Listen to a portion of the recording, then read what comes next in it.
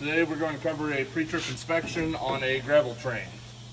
When we do these, I like to start by opening up the hood, checking the fluids.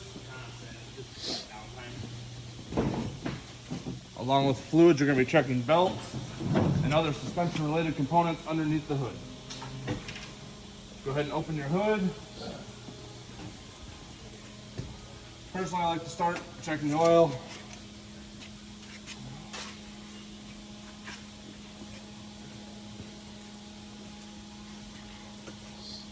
Move your dipstick, wipe it off, insert it back into the motor, verifying that the motor has not been running to check the proper fluid level.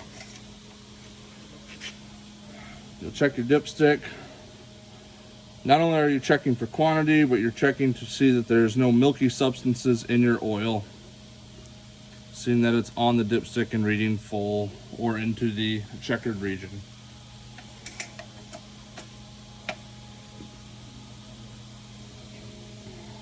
We're going to check our power steering fluid.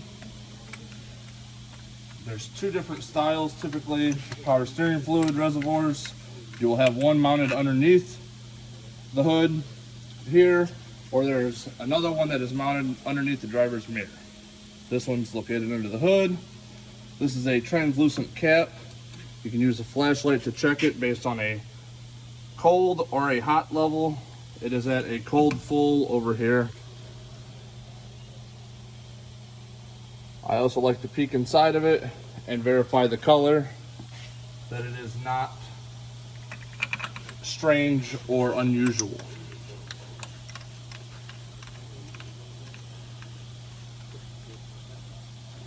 Secured the caps, verify that your oil cap is tight, your dipstick is tight, check your washer fluid level. While you're here at this time, you can grab a hold of your steering shaft.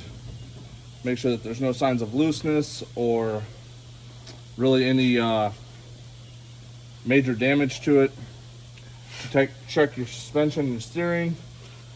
Looking at your springs. Any visible signs of movement or looseness, cracking or breakage. Grabbing a hold of your drag link. Check for minimal play, looseness on the front and also on the back.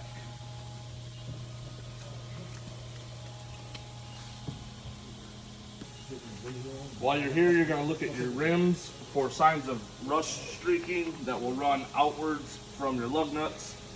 And it doesn't hurt to remove the caps and look for signs of shining around the base and also rust. These lug nuts are tight and in good condition. You're also going to want to look at your hub level, verify that your hub fluid is full and you're not going to have an issue with hub fluid in that position. A general check over of the tire. You're listening, you're looking for any signs of foreign debris, and as general practice, utilizing a hammer, a couple good thumps to check for the audible tone of full tire air pressure. You're going to check while you're on this side of the engine for any signs of fluid or leaks. Being sure to notate what fluids you see leaking from where into your whip around reports. While you're here, you're checking your fan as well, verifying that you have no broken blades or any signs of looseness. You can reach in and grab a hold of your belt. Verify that your tensioners are working, your belt is in good condition with no signs of cracking or damage. Looking at the overall general aesthetics of the truck, verifying that nothing is in poor condition. You'll move around the vehicle, inspecting for leaks from the front, as notated by puddling on the ground.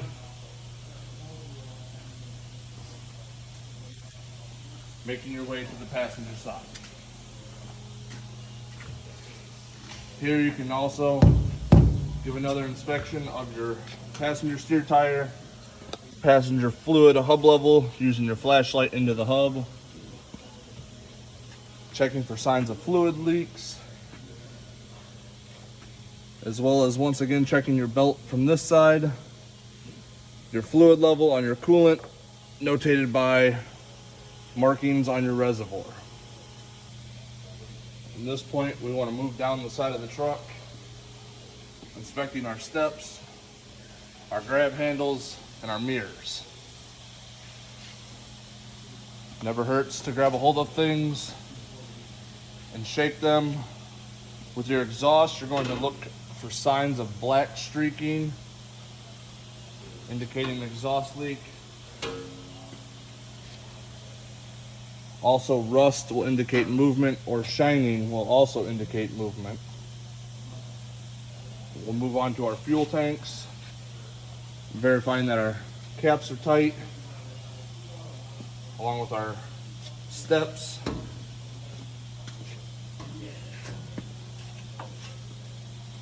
And then back to our fenders, secured.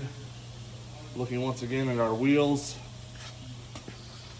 Signs of looseness, rust streaking, or shining for a loose wheel. Listening for an audible air loss or inflation difference.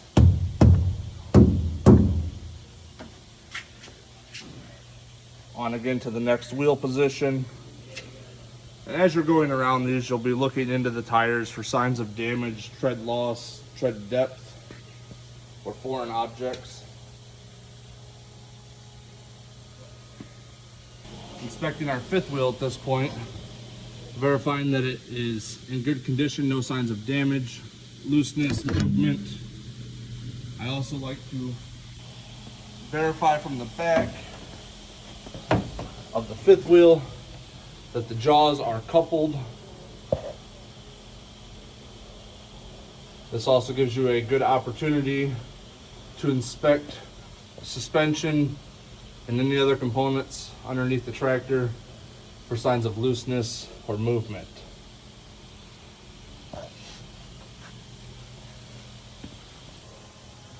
Continuing back to our landing gear, verifying attachment, as well as that they are raised to the height that will not get stuck going down the road or into a job site. Then looking inside our suspension components, looking at spring hangers for signs of cracking or damage, verifying that our spring is in good condition and that our U-bolts are not loose or missing.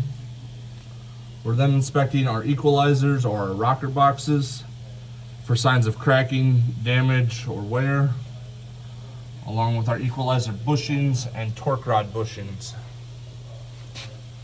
We'll then move on to the wheel end. Once again, checking our tires, checking our hub fluid level, and for signs of loose wheels. We'll move to the next suspension position, inspecting for any signs of rust, looseness, or damage, shifting of suspension components. As indicated here, the block was back.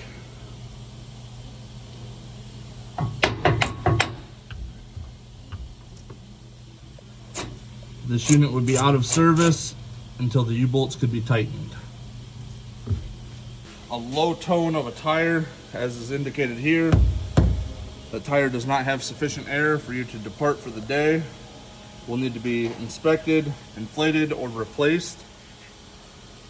Once again, you can hear the audible difference. It's more of a dull sound. When we get to the last axle of any unit, as far as trailers are concerned, we're going to look at our dump pin bushings, as well as for signs of cracks, damage, missing, and our last spring hanger. Spring hangers will indicate cracking, typically through the top section here. We're once again checking our tires, our wheel ends for signs of looseness, and our hubs for fluid level. We inspect our turnbuckles at this point in correlation to the side that you are on and the position you are in, and our dog ear latches.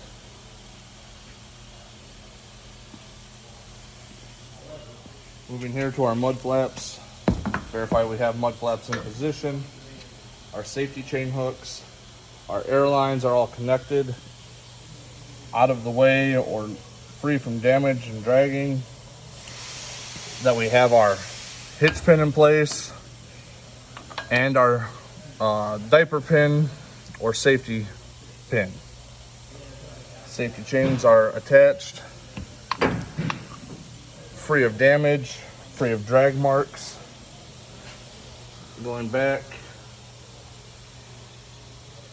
all show good signs. Our drawbar is damage free. Our fish mouth and fish eye are in good condition and not loose. Our drawbar bushings are in good condition. No signs of spinning or rotation.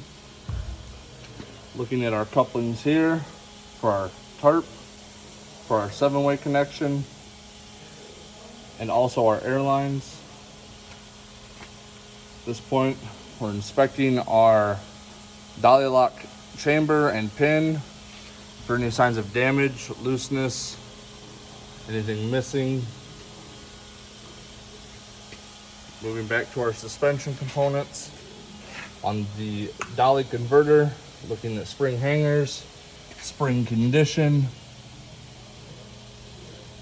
verifying that all components are in place and no signs of movement or wear.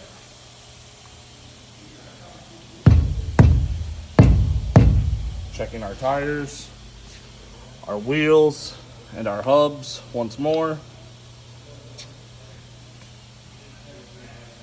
Back into our equalizers or rocker boxes for bushings and for signs of cracking and damage, as well as our turntable at this point, looking for signs of looseness around the bolts. Shining or rusting is an indication of movement.